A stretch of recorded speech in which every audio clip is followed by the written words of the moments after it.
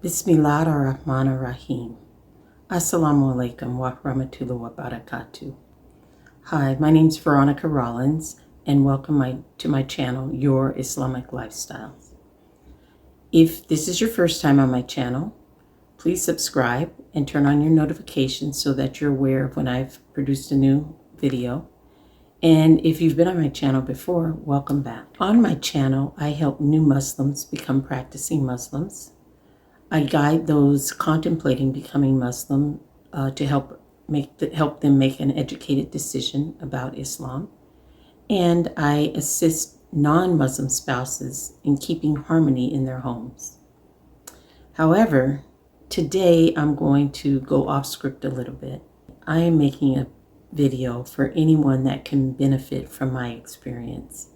And I'm going to tell the story of how I had a heart attack. I traveled to Hawaii with my mother and my granddaughter to attend a family birthday party.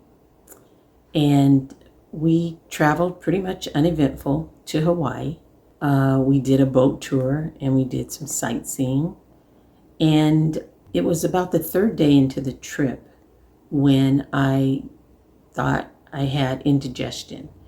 Because we had been kind of eating on the fly and, eating in the car, trying to get to our next spot. And it just wasn't really the best of food that we were eating. So I really did think I was having indigestion. And I decided, okay, well, let me drink a Coke, see if that, would help me burp. I also picked up some antacids. And before the party, I took a couple of antacids, and after each of these episodes, it went away after I took some action.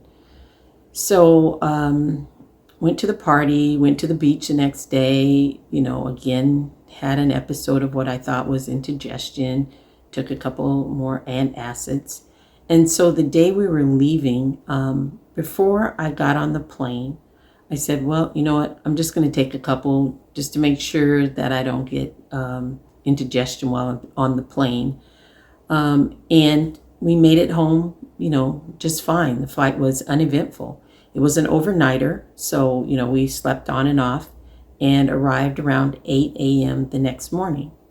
So we proceeded to, get our bags and got to the car. And of course, we were hungry after this overnight flight. So we stopped to get something to eat. Probably, again, not the best choice of food.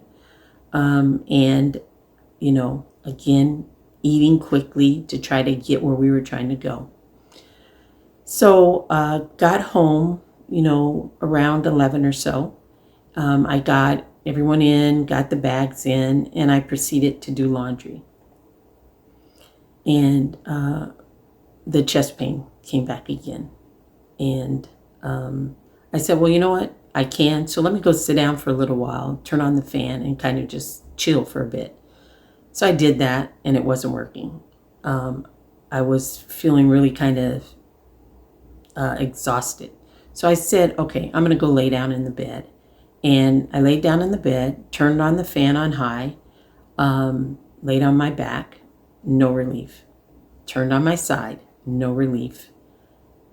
At this point, I'm starting to think, maybe I caught the variant while I was in Hawaii. I mean, I've been vaccinated, but I've been hearing about this variant. So I'm thinking, even though we had our mask on the whole time, maybe I picked up COVID. So I turned on my stomach thinking, knowing that that's what they do in the hospital. People think maybe I can get some relief by doing that. And it definitely didn't work. So I got up and came to the kitchen, sat down at the dining table, and I knew my brother was going to come over. And I said, well, maybe he can take me to the hospital and I can get checked out. But the pain was getting worse. So I said, okay, let me see if he's on his way. He wasn't. At that point, I said, okay, I'm calling 911. I told my mom, I'm just going to call them. And came in, sat in the living room, and waited for them. And they were here within 2 minutes. So they came in, they started checking me out, asking me a lot of questions. He pressed on my chest and asked me if that hurt, and it did. And he said, ma'am, you're having a heart attack. And I'm like, wait. And before I could even get a word out to say, can you check that again? I don't think you're right. I don't think that's happening. He was asking me which hospital I preferred to go to. And within an hour and a half, I was out of the house, on my way, being transported to the hospital, into surgery, had a stent put in recovery, and talking to my sons, all within about an hour and a half. And still really couldn't believe that I had just had a heart attack. As I think back about those 90 minutes, my faith really never wavered. From the moment he told me I was having a heart attack, I felt like everything was going to be okay, no matter what the outcome was. And when I was laying on the surgery table and they were putting the stent in, I was just repeating La ilaha illallah Muhammad Rasulullah over and over and over, just in case. And that means there is no God but God, and the Prophet Muhammad is his final messenger. And I was repeating that just in case that day was my last day on earth. But I felt that, I was going to be okay. I believed in the mercy of Allah. And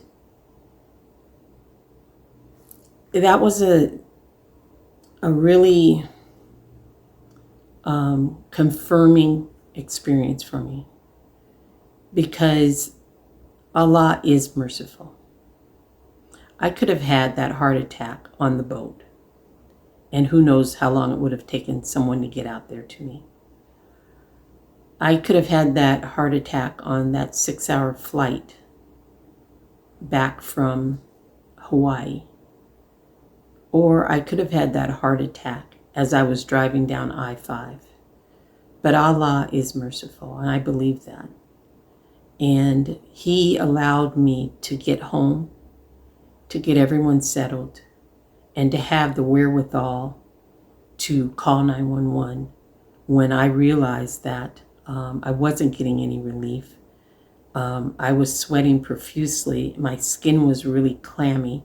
And that voice just came in my head. You need to call 911 right now. And that's what I did. I said that I really didn't have any signs of what was to come. But over this past week, I've really had time to reflect.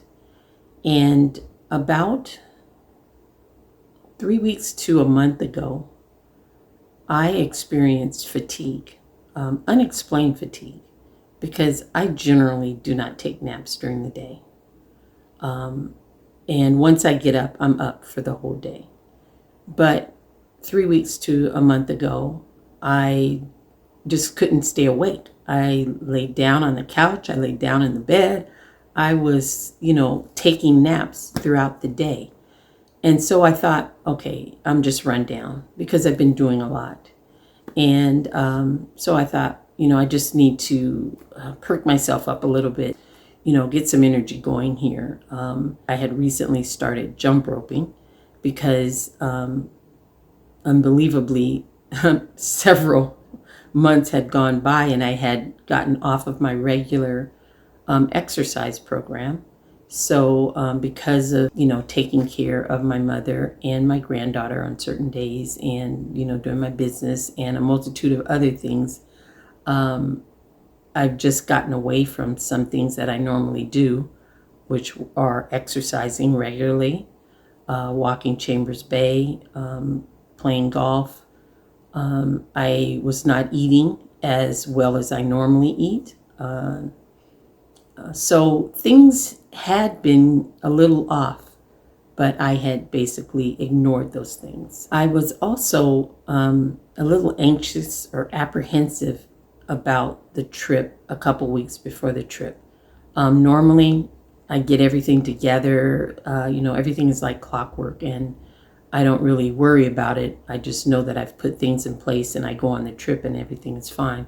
But this trip, I felt a little off keel, so that was probably another sign.